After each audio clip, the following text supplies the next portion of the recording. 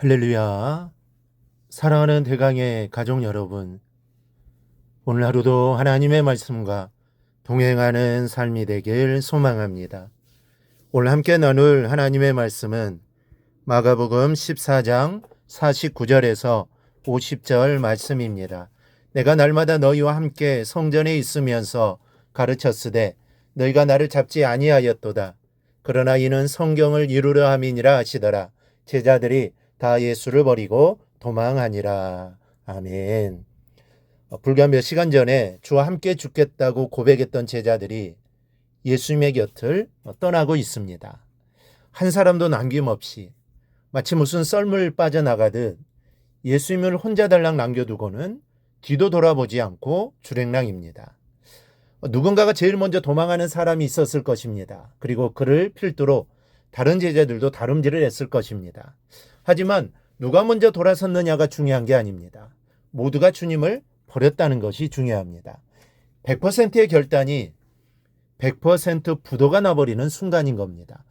죽기로 결심했다면 같이 죽지는 못하더라도 최소한 함께 있기라도 해야 할 것 아닙니까?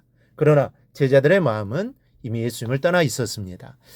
죽기로 결심한 제자들이 다 주님을 버리고 도망한 이 사건 속에서 우리가 얻을 교훈이 있습니다. 먼저는 나를 믿지 말라는 것입니다. 심리학자들은 자기를 사랑하는 사람이 남을 사랑할 수 있다라고 말합니다. 자기를 신뢰하는 사람이 남도 믿을 수 있다고 말합니다. 그러나 그것은 심리학이나 교육학적인 말이지 신앙적인 말은 아닙니다. 신앙적으로 보면 우리는 우리 자신을 신뢰할 만한 건더기가 하나도 없다라는 것을 알게 됩니다. 그래서 예수님도 도무지 맹세하지 말라고 말씀하신 겁니다. 하늘로도 또 땅으로도 예루살렘이나 내 머리로도 맹세하지 말라고 하셨습니다. 하늘이나 땅이나 예루살렘이나 머리가 믿을 만하지 못한 것이 아니라 인간의 마음이 믿을 만하지 못하기 때문입니다. 또 사람을 믿을 수 없기도 하지만 주변의 상황을 믿을 수 없기 때문입니다. 상황이 변하면 사람은 갈대처럼 흔들립니다. 누구라도 그렇습니다. 그러니 나를 믿는 마음을 버려야 합니다. 나는 할 수 있다라는 것도 한계가 있습니다. 우리가 의지할 것은 오직 우리 주님밖에 없으며 그 능력만이 나로 불가능이 없게 도우실 수 있는 것입니다. 그러므로 늘 주님만 의지하며 살아가기를 바랍니다. 어떤 상황 속에서도 상황이 변한다 하더라도 영원히 변하지 않는 주님만 바라보며 살아 늘 승리하기를 축복합니다. 또 하나는 하나님의 뜻을 품고 살아야 한다는 겁니다.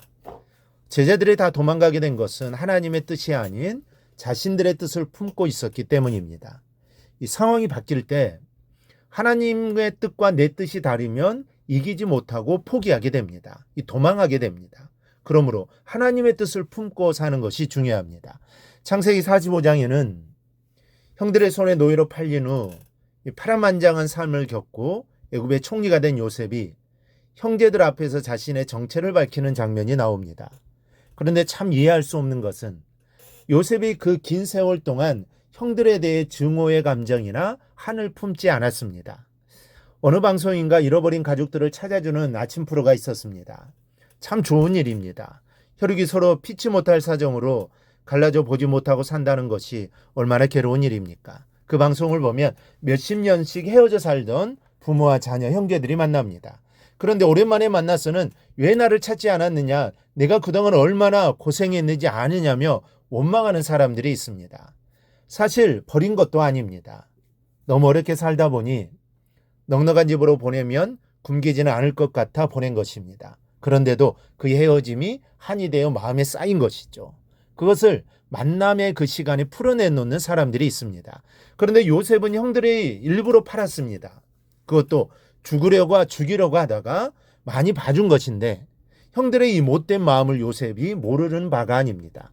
그리고 애굽으로 팔려온 후에 얼마나 고생했습니까? 그렇다면 고생하는 세월만큼 형들에 대한 증오가 차곡차곡 쌓여야 정상입니다. 그런데 요셉은 그런 증오나 한을 전혀 가지고 있지 않았습니다.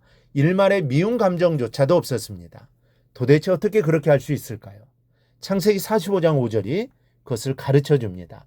당신들이 나를 이곳에 팔았다고 해서 근심하지 마소서. 한탄하지 마소서. 하나님이 생명을 구원하시려고 나를 당신들보다 먼저 보내셨나이다. 놀라운 고백입니다. 모든 것이 하나님의 뜻이었다라는 고백입니다. 형들의 미움이 나를 질투한 것도, 또 동생이 나를 죽이려 하다 상인에게 판 것도, 내가 노예로 끌려와 고생한 것도, 그리고 흉년이 들어 우리가 서로 만난 것도 다 하나님의 뜻이라는 겁니다. 그 모든 것이 하나님의 뜻이기에 나는 형들을 미워하지 않는다는 것입니다. 그러니 걱정하지 말라는 것이죠. 이런 요셉의 고백을 우리는 예수님의 삶에서 보게 됩니다. 예수님도 지금 검과 몽치를 들고 자신을 잡으러 온 사람들의 행동과 또 제자들이 자신을 버리고 뿔뿔이 터지는 것에 대해서도 전혀 다른 감정을 갖지 않고 받아들이십니다. 하나님의 뜻이 이 사건들 속에 담겨져 있기 때문입니다. 여러분, 하나님의 뜻은 오뚜기 속에 들어있는 중심추와 같습니다. 하나님의 뜻을 품고 사람은 절대 흔들리지 않습니다. 아니, 흔들릴 수가 없습니다. 하나님의 뜻이 나를 굳게 붙드시기 때문입니다. 오늘 하루는 하나님께서 말씀하시는 소중한 시간입니다.